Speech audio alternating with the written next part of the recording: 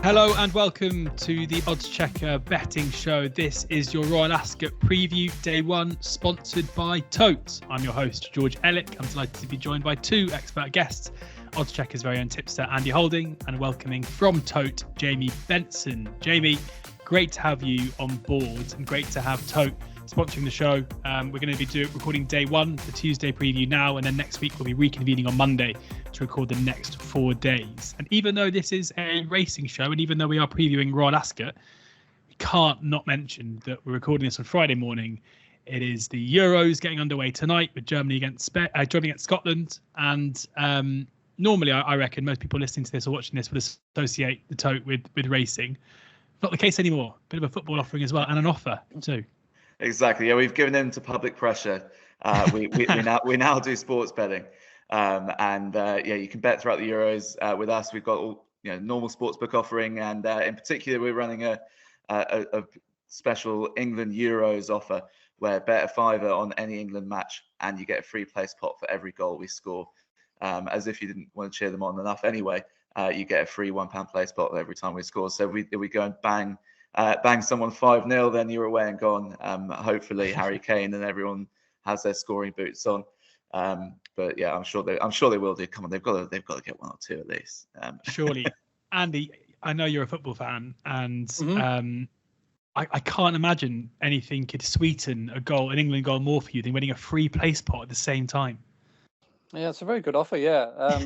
At the same point, though, I don't think England will win the Euros. Everyone's going on about them being short price favourites in the best squad, but the alarm bells are ringing with me. I mean, I just don't know how well they're drilled and how well they're gelled, and what Gareth Southgate's like. I mean, whether he'll take the shackles off and just let them play, I have my reservations. I just think there'll be stronger teams in the tournament when push comes to shove.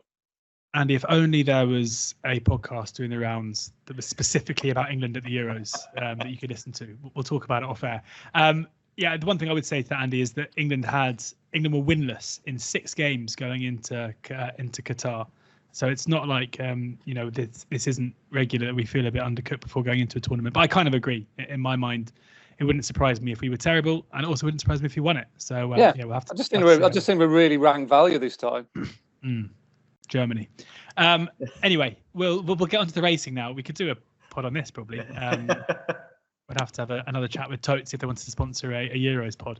But let's get onto the racing. And because we've got the Tote on board, my conversations with Andy will say the same. I'll run through the oddschecker grids with the best prices, but there's obviously also a Whirlpool angle here, Jamie. So for those who aren't, who don't use the Tote or haven't used the Tote in the past, can you run us through what it means, what it is, and how how the angles of attack could work for Royal Ascot? Exactly. So Whirlpool is where we get international jurisdictions betting into the UK Tote pools. And what that means in reality is the pools are really deep, really liquid. You can have bets and the prices won't move. And also, more importantly, you get these price discrepancies where, because the majority of the liquidity in the pool comes from Hong Kong, you get what they value being overbet and what we value as a domestic audience being underbet. So, for instance, they massively overvalue jockeys. I'll highlight a lot of the angles as we go through, but the key to understand here is that just because they haven't heard of Billy Lee or Colin Keane or anyone like that, it often means they go under bet, and they're just as good a jock as any of the high profile names. So I'll highlight them into specific horse related terms later. There are certain makeups of certain races which look like they're going to overpay in the Tote, and I'll just keep bringing it back to those points as and when there is value. But it's a really brilliant opportunity, and particularly in what we call the exotic bets, which are not just the win market, which will overpay, but also there's a swinger, which is basically two horses to come in the top 3. Then the exacta and trifecta, which are basically just the forecast and tricast, but the Tote version of them. They can pay extraordinary overs with some of the unfancied connections, and particularly the swinger. I think on every single pound we've taken across our entire Whirlpool B2C life, it is returning a profit to UK customers. So just it's showing you that you don't even need to be that good. You don't need to be Andy Holding to make money like playing the swingers. So it's just that difference of opinion. It does help. You know, you can make money as Jamie Benson. That says it. Andy, before we get into the racing on Tuesday, and I'm not going to ask you to put up any swingers at this point, but for those who, I think we know there's a fair few people who tune into the show who may not watch it every week, but when it comes to Royal Ascot and to the Cheltenham Festival, tune in for all 5 of these shows. When it comes to picking a winner at Ascot, when people who are maybe going to Ascot, they're getting the train there, they bought their racing post, they're looking through it, they've forgotten what you've said on this show. What are you looking for? And especially given we're recording this on Friday for Tuesday's show, we've got the 5-day decks in, but we certainly haven't got the draw, which will come through in a couple of days. What should people be looking out for? I know that you're always a big fan of course form when it comes to Ascot. Yeah, similar to Cheltenham Festival form, which we talk about predominantly when that meeting comes along. It's exactly the same with Ascot, really. There's no real need to sort of overcomplicate some races, particularly with the handicaps. If you get races like the Royal Hunt Cup, the Wokingham, year in, year out, horses that have been there, got the T-shirt, done it over that straight track, come back and do it again. I mean, it is a specialist track, isn't it? It's a very, very stiff mile there, as we know, at the Berkshire venue. You need to get home, and you need to be ridden in a certain way as well. I think that's why certain jockeys do really well here. Jamie Spencer obviously is one of them. We could talk about Holly Daw does really well, and even Hayley Turn. I mean, her percentage strike rate here at Ascot in particular is very good, just because she rides very sensibly, and it's that kind of like inner knowledge that they've got of riding winners constantly there. They sort of go back to the default position of riding a horse in a certain way to produce it at the right moment, whereas some jockeys still tend to have a little bit of a rush of blood to the head and almost ride the finishes if the winning post is at the furlong pole, and they get the tactics wrong. So yeah, I mean, I'm looking for good jocks, good horses that have run well at the track before.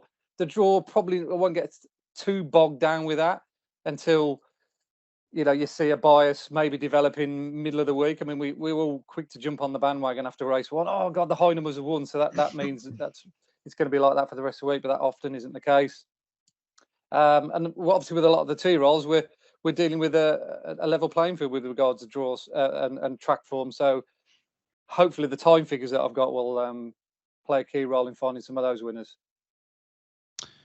Well, let's get into the preview now, and we're going to start with the first race of Royal Ascot 2:30 on Tuesday, the Queen Anne Stakes, where we have got Inspiral is the 3-1 favourite ahead of Facteur Cheval and Charin at 4-1, Big Rock 13-2, Audience 11-1, Maljoom 16-1, Docklands 18-1, 20-1. Bar those. These are all the best prices on the oddschecker grid, so make sure you download the app where you can find the best prices, bookie offers, free bets, place terms, and Andy's tips straight through to the app. Normally every morning of racing, but for Royal Ascot, I think they often come through even the evening before. Now, normally in this occasion, I would give the debutante or the new arrival first run. But Andy, you put out an anti-post piece.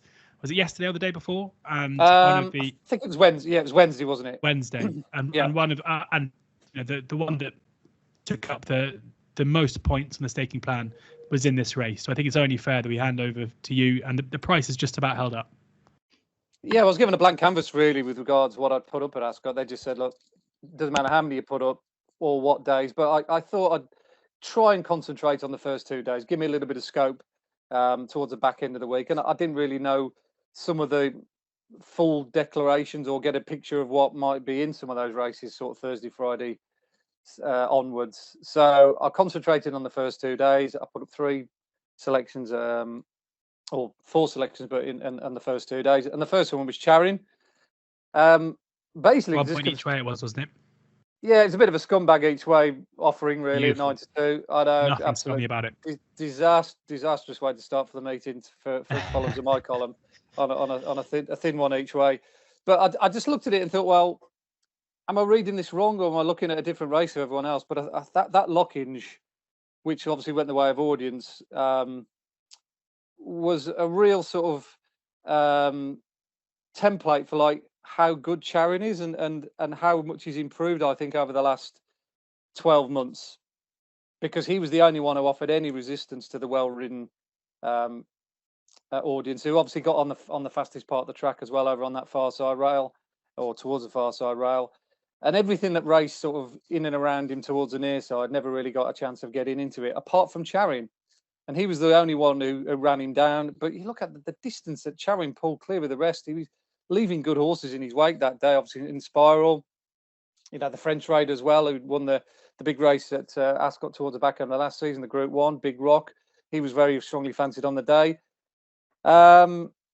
And just coming out of that, I think, well, Charing is clearly by far and away the best horse as far as I could see, and yet he was available to back at a bigger price than Spiral. I think the word on the street is that the Spiral again might go for the Princess of Wales as well. Good friend of mine did a podcast with John Gosden last night and suggested that was the way they were going to go with her. So if she's out the way, which is likely, then Charing gets an even more clearer path to the winning line here. Plus the fact that he's got track form. I know it was on the round track last year in the St James's Palace, but it was an excellent run behind Paddington. But I think, as I said, I think since then they've really worked him out. A strongly run mile on a straight track is definitely the key to him. And he's got an attitude to die for. You look at him as well, his head position, when he's off the bridle and when the gloves are off, there's no sort of like bigger trier in the game for me than Charing right now. He just got a real will to win.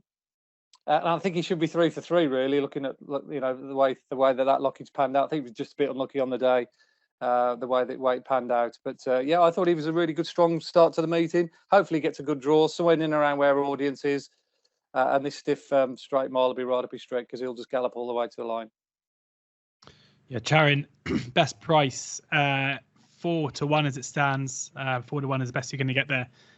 So still just about an each way price. Wouldn't think there'd be much fours if Inspiral comes out, as Andy seems to think. Jamie, how are you playing this? Yeah, I mean, it's interesting that Inspiral will go for the Prince of Wales as well. Might well go for the Prince of Wales.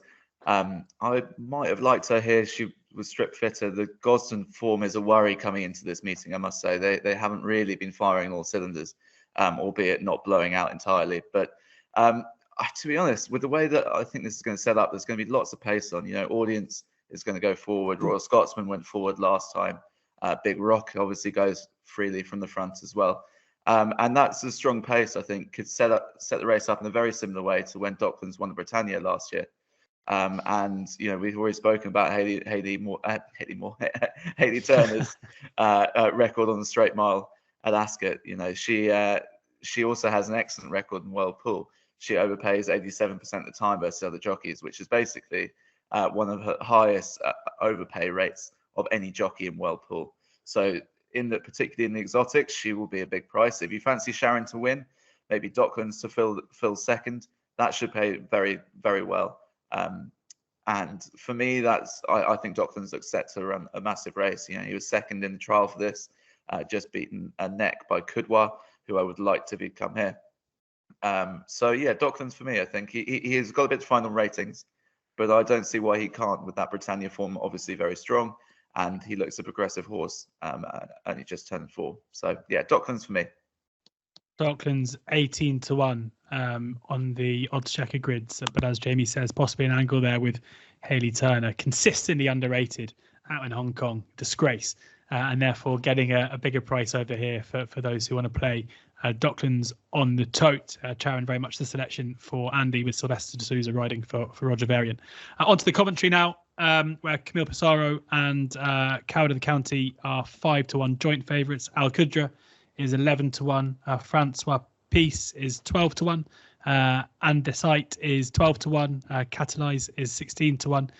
16-1 bar those. And again, Andy, going to come to you first. Still, I mean, this is going to, you'd think, cut up a fair bit over the next few days, but with your speed figures, often very enlightening for these 2-year-old races. Yeah, they didn't help me out much last year with that George Bowie thing that I think is still running, isn't it? He clocked an extraordinary time when he won at Ripon, but you often find that sometimes nowadays. I've noticed it more in the last couple of years than ever. When you get a 2-year-old that, let's say, hits it out the park first time out on the numbers, they tend to still have that running in their legs next time out, and it sometimes can be a detriment to the rest of the season because there's nowhere to go with a horse like that. They can't improve. They've run their best ever time first time out. They've almost peaked too early. and they can't maintain that level of form throughout the rest of the season. So I've got that sort of ringing in the back of my mind this year. As it stands, we haven't got anything that has done an absolute worldy time, which means I think we've got a lot of horses that are going to improve. So there is a little bit of imagination attached to this year's selection, albeit he's not a massively fanciful price. But I've got to be honest, I haven't seen a more impressive, imposing-looking individual than Coward of the County. Joseph O'Brien's horse that won, I think it was back in April, very early on in the season. So you almost got to have to dust the form book off a little bit. But I was hugely impressed the way he ran down a horse called Whistle Jacket. Now, I think Whistle Jacket is probably more a 5 furlong horse, and he might go for something like the Norfolk, I would have thought, rather than the 6 furlong race. So I've got that at the back of my mind. But to be fair to Coward of the County, he was a good 6 or 7 lengths behind him at halfway, and he was really strong at the finish. He hit the line very hard, and I thought he did extremely well to win under the circumstances. Whistle Jacket's gone on to Frank the Fawn since, and I think he'll be a strong order in the Norfolk if he goes there. And I think it's very significant that connections of Joseph O'Brien's have been quite happy to sit it out and not run him again since. And that has often been the road to riches here in the Coventry: 1 run, 1 win, and then come here fresh and come here with all guns blazing, so to speak. So he's definitely the number 1 on my list. I'll just mention a couple of others that have run big numbers, because depending on the draw, I might throw these into my column as well on the day. I've got a healthy regard for anything that Charlie Appleby's run so far this season, because I think he's got a good bunch of 2-year-olds. He's got several in this race that could easily make the grade. Al Qudra is one of them. He's definitely going the right way. But I'd be interested in arguably the second string, Symbol of Honour. He was a big disappointment first time out when only finishing 6, but he put that well and truly behind him with a scintillating display at Lingfield. So much so that he managed to run the fastest time figure that we've got of any horses in this race coming into it. So he might be a little bit underestimated. And as Jamie's pointed out, because he's ridden by Mikel Barcelona, obviously well known in worldwide circles, but not necessarily all over the globe, and particularly with UK Tote players, he actually might end up being a juicy price on the machine. So he could be like 25 or big or even upwards. So he's definitely one to keep on side. But as it stands at the moment, I'm very much looking towards Coward of the County. I'll be against Camille Pissarro, because I just wasn't happy with his finishing effort last time out over that stiff 6 furlongs. Yeah, Coward of the County 5-1 best price as it stands, as short as 7-2 in a couple of places, and 25-1 best price for Symbol of Honour, as short as 12-1 in places. So a big price difference between firms on those two. Jamie, how do you see the Coventry? Yeah, I mean, I really like Andy's case for Symbol of Honour there, particularly as I think he's a horse that is on the improve. And when you look at how second strings are bet in World Pool, they are massively underbet. I remember when Caribus beat Native Trail, I think the Exacta paid something like 35 quid instead of 12 quid with the bookies. Like, when the second string of one of these big stables gets up, they are massive overs. Last year, Age of Kings was the second string, ridden by Wayne Lorden for Coolmore. He paid 35-1 versus 22-1 SP. Like, you can get these enormous overpays. So I'd say Symbol of Honour will be, whatever he is with the bookies on the day, he'll end up bigger in the pool. And particularly if you're playing him in exotics to come second or third, in the exactas and trifectas, you're going to boost your dividend for sure. And I'll also be playing him with another one that I think was probably going to be under bet, which Sounds Like a Plan. I'm not sure many Hong Kong punters will be familiar with Andy Oliver and Billy Lee, but he was mighty impressive on debut at Navan. I think it was Navan, yeah. And that day he beat Tunbridge Wells, who is likely to go here as well. Tunbridge Wells has since come out and won, but he beat him by 3 lengths that day.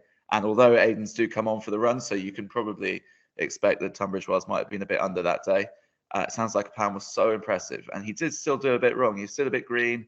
He ran around a bit, hung a bit right, and you can only think he's going to be more professional this time out. Should have all the talent in the world. He's a Knight of Thunder. I can just see him running a massive race. He's 20-1 at the moment. Again, whatever he is with the bookies, I can see him being big in World Pools. So I think I'll be playing those two, Symbol of Honour and Sounds Like a Plan in exactas and swingers. And if those come off, you might not see me for the rest of the week. Sounds like a plan. Yeah, 20-1 best price. As short as 8-1 in places. Just quick one before we move on, Andy. Symbol of Honour is entered for the Windsor Castle as well. Any concerns? I mean, obviously, we should caveat all of this by saying, if you have a bet now and the horse doesn't take up the entry, then of course that is a loser because anti-post rules apply. Would you be holding tight till final decks just to make sure we know who goes where? I think so, yeah, regards Symbol of Honour. The one thing I will say about Symbol of Honour as well, I think he's very much reliant on fast ground. I mean, you look at his action, he sort of skipped over the ground at Lingfield. That really good to firm ground that day suited him. He's got a fantastic stride on him. Whereas first time out going down Newmarket into the dip and loose ground, he just didn't handle it. I think that was the reason for his demise. So that whatever happens with Symbol of Honour, whichever race he runs in, I will stress that he will need quick ground. So any rain will be very much a detriment to him. I've just had a look at the time figure. That sounded like a plan did, and yeah, it wasn't a very strongly run race. But that doesn't mean to say that the form isn't any good and he can't improve for a strongly run race. It just numbers wise, it wouldn't have set the world alight. All the more reason for it to be a huge price in the Whirlpool come Tuesday afternoon. Exactly. Yeah. On to the King Charles III Stakes, where Big Evs is the 4-1 favourite ahead of Regional at 6-1. Asphora is 15-2. Kurdos 10-1. Believing 10-1. Twilight Calls 12-1. Rogue Lightning 12-1. Valiant Force 16-1. 20-1. Bar those, Jamie. I'm going to go for a previous Royal Ascot winner here in the form of Crimson Advocate. I think this is a wide open race this year. Big Evs rightly leads the market, but I don't know. He outside of him, I can't see much threatening him. I probably would rather have seen Regional in the Diamond Jubilee because I think that's probably a weaker race, and he could still bump into Big Evs. But Crimson Advocate for me, although was beaten by Big Evs at the Breeders' Cup, she won the Queen Mary last year, and she was very impressive in doing so. She beat Relief Rally, who's very much franked that form, and she comes here now trained by John Gosden. Owned by Watnan, the all-conquering Watnan Racing. If she can just learn to settle a bit better, obviously with all those American horses, she's previously trained by George Weaver. With all those American horses, they have amazing gate speed, but don't necessarily stay. But she had to stay fairly stoutly in the end to beat Relief Rally, who is a stayer at the 5 furlong trip. So I don't have too great concerns, and she's around 20-1. With Buick jocked up, I don't know. I just think that's too big a price, and I can see her running a massive race and perhaps just slipping the field and getting out in front, getting on the roll and not being stopped. So Crimson Advocate for me at a big price. Crimson Advocate for Jamie. This is another one that featured in the anti-post column, Andy. Yeah, I thought there was a reasonable amount of value surrounding Twilight Calls when I put him up on Wednesday at 16-1. I'm happy to see Ryan Moore booked as well, so obviously that's going to be popular. Certainly popular on the Whirlpool as well. According to Jamie, Ryan Moore's means that any horse that he rides means that it's probably going to be 2-3 points shorter. So I still think, although particularly Coolmore ones, but quite often when he rides for outside trainers, it's he's not bet quite as heavily. Okay. So whenever he's ridden for Sir Michael Stout or Henry Candy, they still overpay about 65% of the time versus overpaying only about 35% of the time when he's running for Coolmore. Thanks for that, Jamie. Yeah, that's good to know that kind of knowledge. I was just generalising really, but yeah, it's good to actually kind of pin it down and let us know exactly the dynamics of Ryan Moore's rides versus the Tote position. But either way, I do think Twilight Calls is a good place bet here. Again, that's another side of it that perhaps Jamie could talk about. I don't know whether the Tote do maybe 4 places on the race like this. I'm not sure what the offering is there. But if normal firms are betting 4 or 5 places on the day, which they often do, and they pay down to like nominating to finish in the top 5, I'd be pushing all my chips in on Twilight Calls because every time that he's run here in this race, he's run way beyond expectation. And he's been a bit unlucky as well, to boot. 2 years ago, he was, I think, 2nd or 3rd to Nature Strip in this race after he missed the break. And that's his Achilles heel, unfortunately, because he went and missed the break again last year. But he ran an extraordinary race to finish 4th behind Bradsell, because I think with a clear run, he might have gone close to winning. He weaved all his way over the track to try and get to the winner. Couldn't quite manage it. So he just does need the rub of the green a little bit for everything to drop right. but there's a good chance that he'll run on into the first 4 or 5 regardless, as he did in the Palace House Stakes. Again, another extraordinary run. If you go back and watch that video, he must have missed it by about 4 or 5. He was 10 lengths behind at halfway, and he's ended up getting beat 3/4 of a length, finishing strongest of all. He hasn't had a run since. This stiff 5 plays into his strengths. As Jamie's already mentioned, there's going to be absolutely bundles of pace on here signed on. There's like 4 or 5 at least front runners that like to trailblaze. And if he gets a good draw and he's, let's say, within striking range of them at halfway, there's nothing going to be finishing stronger than Twilight Calls. So I'd expect him to finish in the first 3 or 4. Whether he goes on to win or not, it's touch and go, isn't it? You can never predict whether a horse like that, who needs everything to go right, is going to drop his head in front on the line. But he's got every assistance in the saddle. And providing he's, my £10 penalty doesn't weigh him down either, then we should expect a good run at least from Twilight Calls. Andy, I think I can speak for all of your followers by saying that £10 penalty does not exist. You shed it a long time ago. Twilight Calls 12-1 with a couple of verbs there for Andy in the King Charles III. On to the St James Palace, where Notable Speech is the 11-8 favourite ahead of Rosalien at 7-2. Henry Longfellow 4-1. Metropolitan and Darlinghurst both 10-1, 16-1 bar those. Andy, we'll come to you first. Notable Speech, a favourite you're looking to get with or take on? I wouldn't say I'm looking to take him on as such. I mean, the form as it stands this year's 2000 Guineas looks incredibly strong. We didn't think the Guineas might turn out to be that way. Certainly after City of Troy's demise, we're left thinking, oh, what have we got left? What are we dealing with? But subsequent events has told us it's an absolute tremendous renewal. I mean, City of Troy, it was a resurrection that we've never seen before, to come back off the canvas and win the Derby the way he did. Quite an incredible training performance by Ian O'Brien. That's been well documented. But him aside, in a sharing, that the horse I think finished 6th and weakened out of it in the end, having showed race prominently, went on to win the Sandy Lane.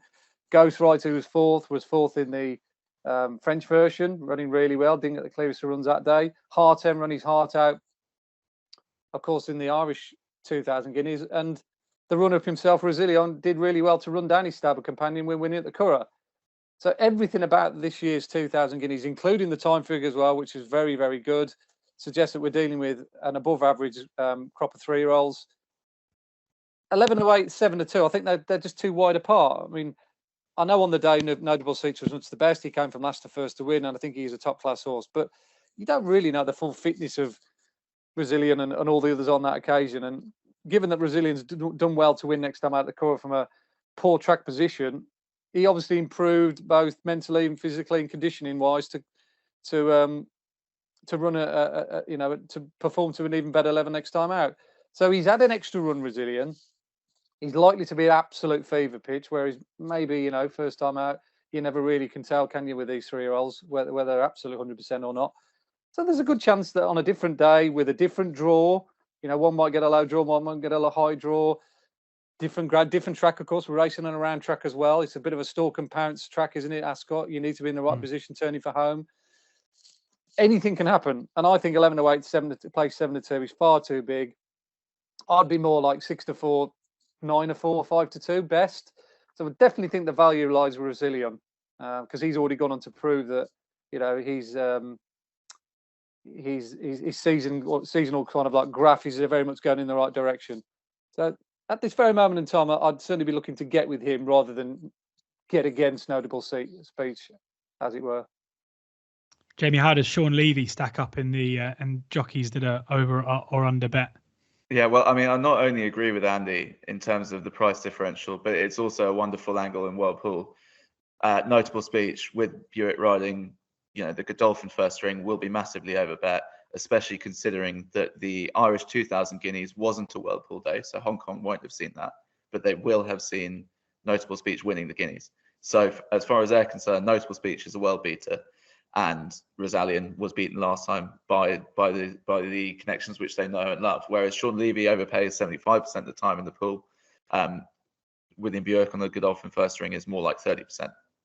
So you can see that this is going to set up fantastically well. And if you do think those two are clear of the field, an exacta of Rosalien to beat Notable Speech is almost certain to beat the bookies' forecast, and it could pay 2 times potentially. So that is definitely a bet I'll be playing. That'll be one of my bets of the week, actually, will be that exacta of Rosalian to beat Notable Speech. I'll also probably in my exotics throw in Alianabi.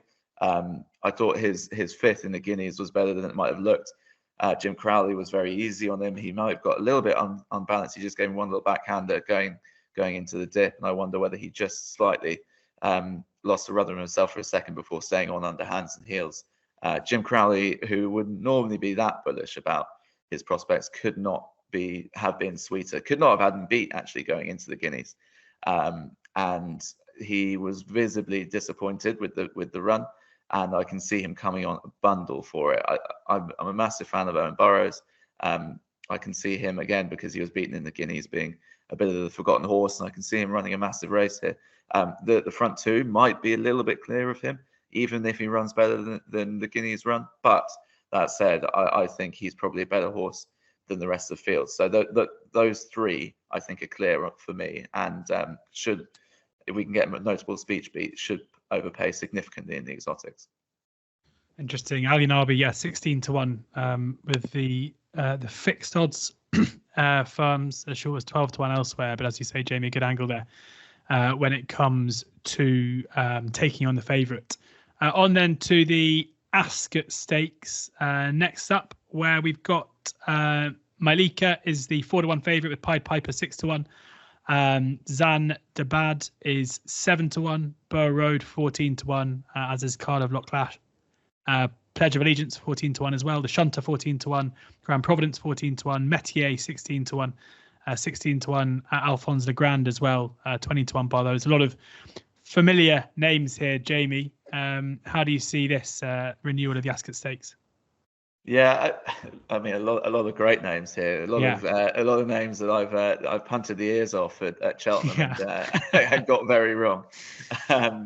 But I'm going to go for a bit of a bigger price here in the form of Nusret for Joseph O'Brien. He was originally in the double green for Sweden Munir, and he won the Adonis last year. But ultimately, the secret to him is he needs a big field, he needs a strong pace, cover, and he needs decent enough ground, which is not always something you get in jumps racing. So I think this potentially could suit him well. The 2 mile 4 might be a small bit of a worry. If this was 2 mile 1, 2 mile 2, I'd be really quite confident. But he's running off a mark of 91. He won off a mark of 89, a very competitive Premier Handicap in Ireland on the flat. He was last seen having a lovely spin over hurdles to sort of open the pipes and blow the cobwebs away when fifth at Punchestown. I can see him running a big race here. He's 25-1, and I don't think he should be that. This race could set up nicely for him, especially if they go a decent clip. But yeah, he'd be the one for me. And then I'd probably also throw Pied Piper in, just on his back form, on his flat form.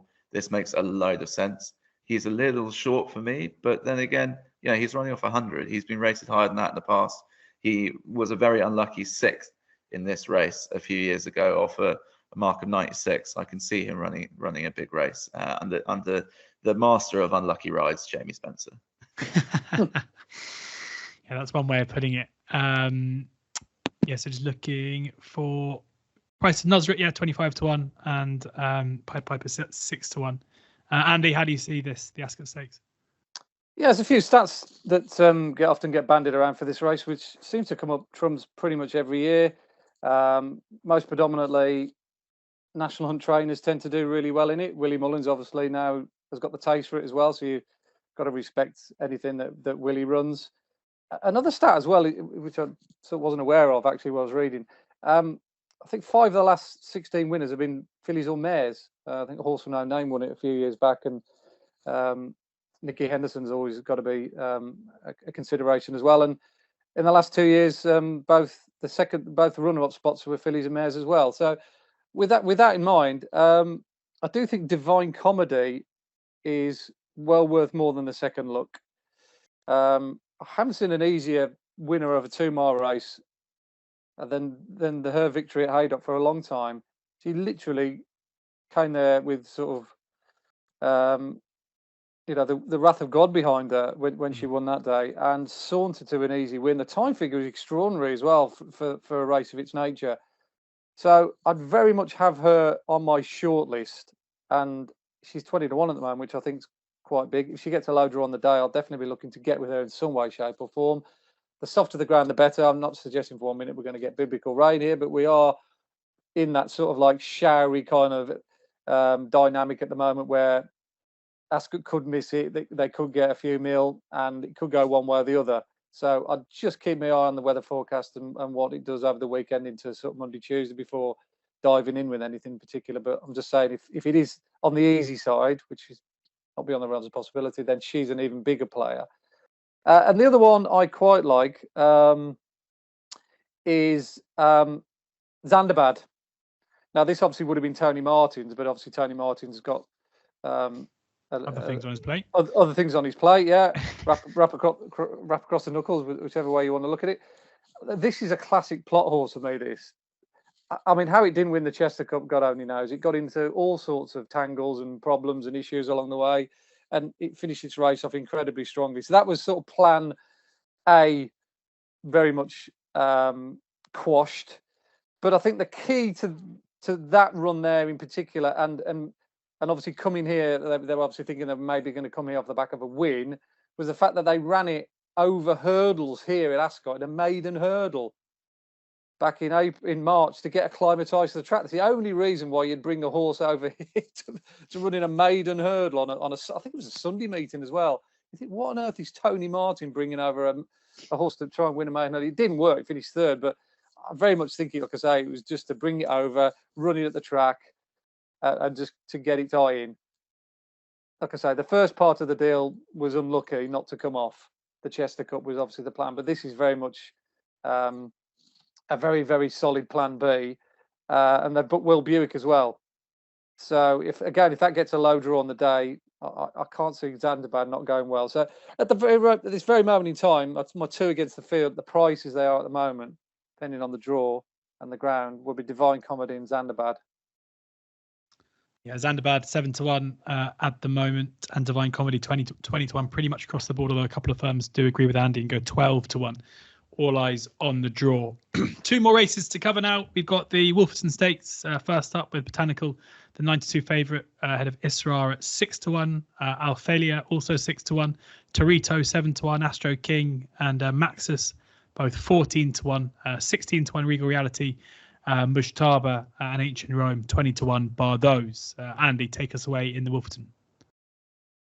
Yeah, this is very much going to be a on the day sort of recommendation, or just keep your eye on these horses if they do turn up, kind of thing. I mean, I think Alphalia would win this standing on his head if he was to go in here. Whether he'll take the easy option and go down the sort of listed stakes route, or go for the Group 1, the St James's, not the St James's Valley, the Prince of Wales, I don't know. Logic would say that Aaron Burrows with a horse like this would run him in a Group 1 because he is a Group 1 horse. So the 6 to 1 available at the moment. He'd be more like 5 to 2 on the day if he was to run here. 6 to 1, is factoring in the heavy odds against that he runs. Oh yeah, absolutely. Yeah, I'm just sort of giving you my thoughts, if you like, of the standard. Just making sure those people listening aren't rushing to back it without realising. No, exactly. Yeah, like I say, these selections definitely are with the caveat, and they'll be updated on the day on my column. But this is the way I see it at the moment. If he was to run here, he'd be a bet. And the other one's a much bigger price. Again, I don't know the ins and outs on Crystal Black. Whether connections are going to roll the dice and come here, but he hasn't got any other entry. I love this way this horse is going. I've been monitoring him now for the last 12 months, and he's improved every single run. He started off winning at the Curragh off a mark in the mid-70s, and then he landed a very, very competitive Premier handicap back at the same track towards the back end of the season, beating a whole catalogue of who's who of informed mile and a quarter horses. He managed to win over a mile first time out, but it was only due to the fact the ground was heavy and it became a stamina test. And then he came from an impossible position to win here and run down again another good field at the Curragh a month ago. And once again, he run another exceptionally fast time. He's definitely no 40 to 1 shot for forlorn hope if he runs here to Crystal Black. So very much one for UK punters and for Whirlpool punters as well. to keep an eye on, because I've got a sneaky feeling he will be massively, massively underestimated, stroke under bet. Crystal Black, 50-1 in a couple of places on the oddschecker grids, and as you say, often with these big price ones, if they're that price on the day, the Tote can be a really, really nice way to play them and get some extra value. Jamie, you're nodding. Yeah, that's absolutely right. You know, he will definitely overpay. Colin Keane is one of my favourite jockeys to follow in Whirlpool because he hasn't ridden in Asia, and they don't realise that he's as good as it gets. You know, so I always like having him on board, and he's likely to ride, having ridden him the last twice, I'd imagine. So yeah, I certainly wouldn't put any punters off, and will almost certainly overpay. If not in the win market, then certainly in the exotics will be a handsome one to have on side. But I'm probably going to have a couple at prices. If I'm totally with Andy on Alflele. If he turned up here, I think he'd be my nap of the day. But likely to go Prince of Wales's, for which I do fancy him there as well. But we'll come to that later in the week. So as a result, I'm just going to take a bit of a flyer on a couple of prices here, who are more in the sort of experienced, exposed former handicapper mold, rather than the young up and comer who might be open to lots of improvement. Firstly, it's Astro King, who was he's been second and fourth in the Hunt Cup off 98 and 102. He's now rated 111, which is probably a bit inflated, but ultimately he has run to very good levels and he's been consistent. I can see him running a big race here. Maybe he might find one too good, but he's around 14-1, and I think he's probably going to hit the frame. And the other being an old friend of mine, which is Check and Challenge, who again has sort of found his way to an inflated mark. But he beat Factor Cheval in a Group 3 last season in France, and I can see him coming back to some sort of form. And if he does, then he's better than a lot of these. So, and he's 25-1, 20-1. So Check and Challenge and Astro King, so my two against the field, who I'll be perming up probably in swingers, and then if they come second and third, I'll quids in. Lovely stuff. Yeah, Astro King 14-1, Check and Challenge 25-1. Final race on the card is the Copper Horse Handicap. Bellocchio is the 4-1 favourite. Fox Journey 6-1, A Piece of Heaven 8-1, Pied Piper. Malika, a couple of horses obviously still left in this that we've already spoken about, and it'll become clear where they run in the coming days. Both 10-1, Ethical Diamond 12-1, My Mate Mozzie 12-1, Harbour Wind 14, Bagdoor 14, Alsa Kib 14, Kind of Locklash 14. I mean, it's a bit of a wild dart this at the current moment, Jamie. Not knowing who's going to run or the draw, but with those caveats, let us know who you think it looks a price at this stage. Exactly. Throughout the card, I've sort of largely sided with horses at double figure prices, and this is one of the most competitive races on the card, and it's the one where I really fancy the favourite, which is Bellocchio for Willie Mullins with William Buick jocked up. He was bought at a horses and training sale he was only bought for 60 grand, which I found extraordinary for a horse rated 107 at the time. He was a favourite of mine when trained by French David Menuisier, and I think he's always been crying up for a bit of a step up and trip. He was always run over sort of a mile 2, a mile and a half. But I think a mile 6 is going to be right up his street. He had a facile win at Punchestown the other day in the maiden hurdle, where even though he was a shade of odds on, he won like he should have been shorter. I just think he's absolutely laid out for this. His mark's a little bit lower than when it was at its peak and on the all weather. So I can see off 100. I think he's just got to be well treated. And rightly, he's at the front of the market, but I just think I can't have him outside the 3. He'd be a bit of an each way bet to nothing. And yeah, he's very much my idea of the winner, Bellocchio.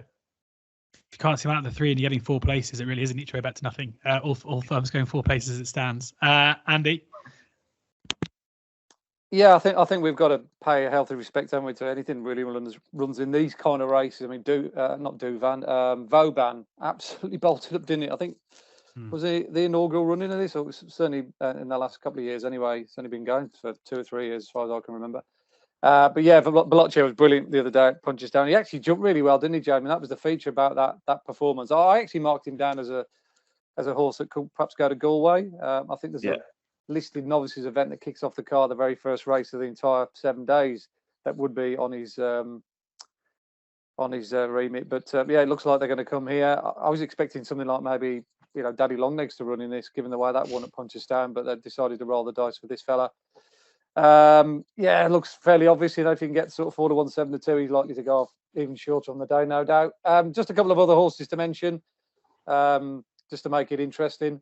I've always had a healthy regard for a horse that, again, most Whirlpool punters won't know about. A horse called A Piece of Heaven, who is now in the care of Joseph O'Brien, having changed hands recently. Barry Fitzgerald previously trained it. Now, that would have meant that this horse would go after 20 to 1 if it was Barry Fitzgerald, with the greatest respect to him. But this horse has been doing some extraordinary things over in Ireland. The time figures this horse has been doing has been incredible, particularly his Dundalk win 2 runs ago. Don't forget he beat a horse called Uxmal last season in a maiden at Gowran. Now, Uxmal, I think he's rated 109.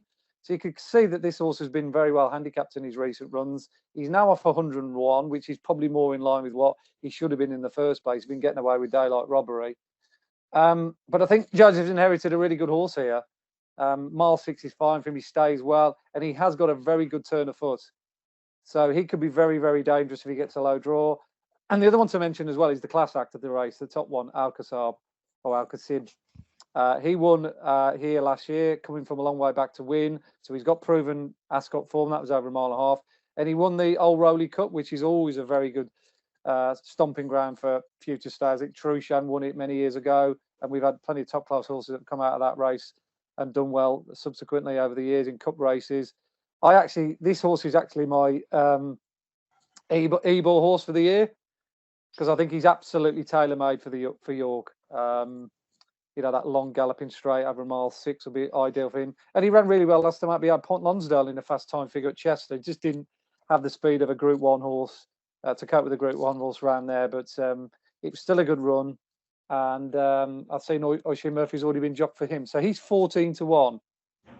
So it'd be hard to see Alcacib not going well, because I do think he brings a touch of class to the race. But yeah, totally agree with Jamie with Bellocchio. Won't put anyone off that. But for value seekers, look out for the Whirlpool price on A Piece of Heaven. I'm sure he'll do well. And my £5 each way will probably go on Alcacib. Piece of Heaven, 8 to 1. Alcacib, 14 to 1. But as Andy says, check out the Tote price on the day, when you might even get better than what you're getting on the fixed odds. There we have it. That is our Royal Ascot Day 1 preview. Thank you very much to Andy and to Jamie for taking the time out of their day to go through the card with us. We'll be recording days 2, 3, 4 and 5 in a mammoth recording session on Monday late morning. So they should be out kind of Monday evening time. So make sure you keep an eye out for those. Make sure you go and check out the Tote. Sign up for an account if you haven't already. As Jamie said, you got that great England offer with the Euros that could pay for some play spots come Ascot starting, and also hopefully some angles of attack there for the Whirlpool. And make sure you download the oddschecker app for the best prices, bookie offers, free bets, and Andy's tips every day of racing. Thank you guys. Speak again next week. Cheers, George. Yeah, thanks, George. Looking forward to it. Cheers, buddy. And make sure you have a great weekend. Enjoy the football. Enjoy all the prep for Royal Ascot. And we'll see you again next week. And please do ensure that you're gambling responsibly.